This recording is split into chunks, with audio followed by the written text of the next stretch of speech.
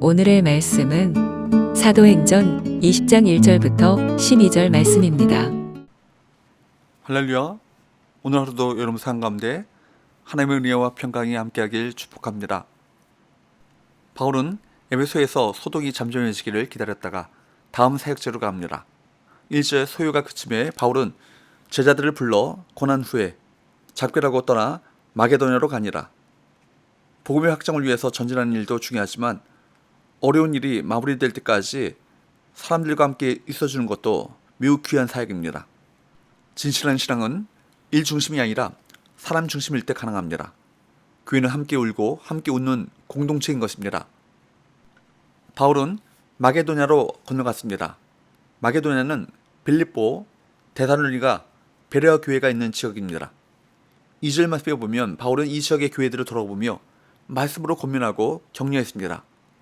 마게도냐 지역의 교회들은 복음을 전해주고 기도해주는 바울이 찾아왔을 때 많은 위로와 힘을 얻었을 것입니다. 그 당시 예수님을 믿는 이들은 극히 소수였습니다. 쫓겨다니는 사람들이었고 박해와 수난 속에 있었던 이들입니다. 그렇기 때문에 진리를 믿는 믿음에서 흔들리지 않도록 그들을 격려하고 위로하고 권면하는 그런 일들이 필요했습니다. 3절 말씀에 보면 바울은 헬라 즉 고린도 지역에서 석 달 동안 머뭅니다. 이곳에서 석 달 동안 머물면서 고린도 교회를 보살피고 아마 이곳에서 로마서를 썼을 것입니다. 그는 로마에 보내는 편지에서 로마를 거쳐 스페인으로 가려는 계획과 그 전에 예루살렘을 먼저 들릴 것을 알렸습니다. 스페인은 그 당시에 땅끝이라 할 수 있는 지역이었습니다. 그래서 바울이 교회를 돌아보고 제자들을 권하며 글을 기록한 것은 마치 유언을 남기기 위한 행위처럼 보입니다. 우리 역시 주님께서 부르시는 곳, 보내시는 곳으로 언제든지 떠날 준비를 해야 하는 나그네 인생인 것입니다.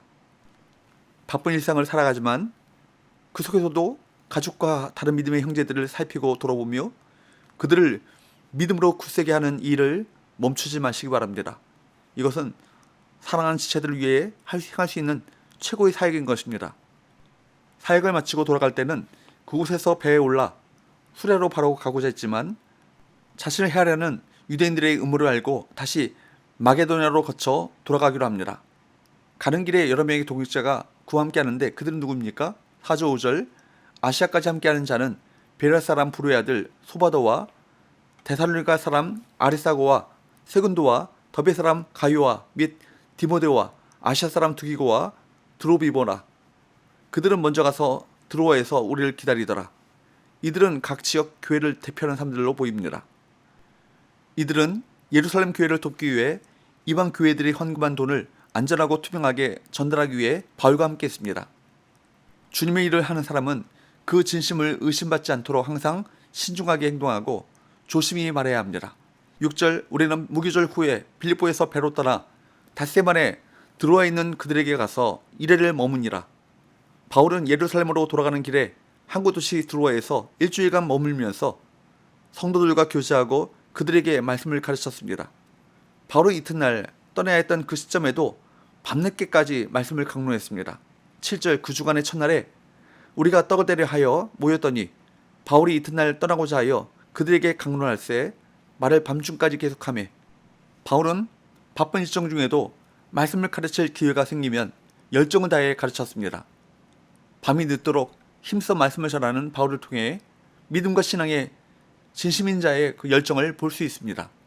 그런데 9절 말씀에 보면 어떤 일이 벌어집니까? 9절 유두고라 하는 청년이 창에 걸터 앉았다가 깊이 졸더니 바울이 강론하기를 더 오래하며 졸음을 이기지 못하여 3층에서 떨어지거늘 이렇게 보니 죽었는지라.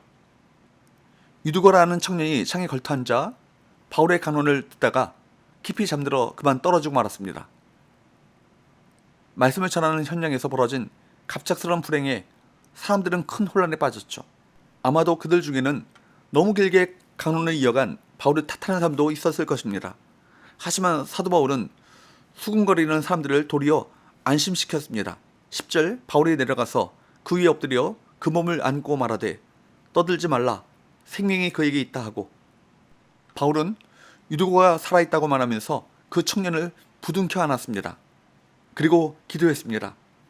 바울은 눈앞에 펼쳐진 불행한 상황을 바라보는 대신 살아계신 하나님을 믿음으로 바라보았습니다. 그리고 하나님께서는 바울의 믿음대로 유두고를 다시 살리셨습니다. 우리는 사역을 감당하던 중 갑자기 불행이 찾아오면 당황하고 하나님을 원망하기도 합니다.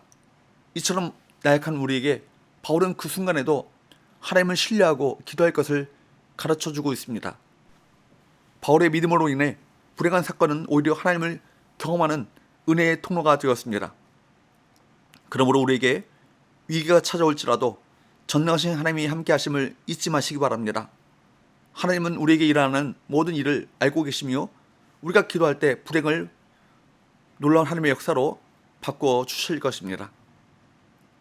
11절 12절 올라가 떡을 떼어 먹고 오랫동안 곧 날이 새기까지 이야기하고 떠나니라.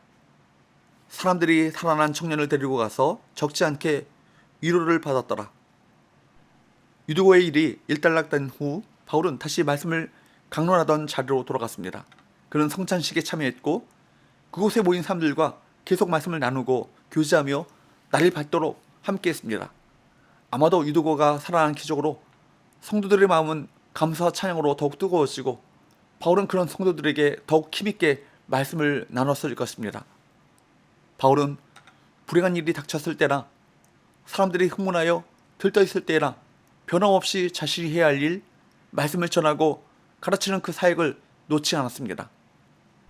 바울은 어떤 상황 속에서도 하나님께만 초점을 맞추고 사명에 충성하는 사람이었습니다. 어떻게 이럴 수 있었을까요?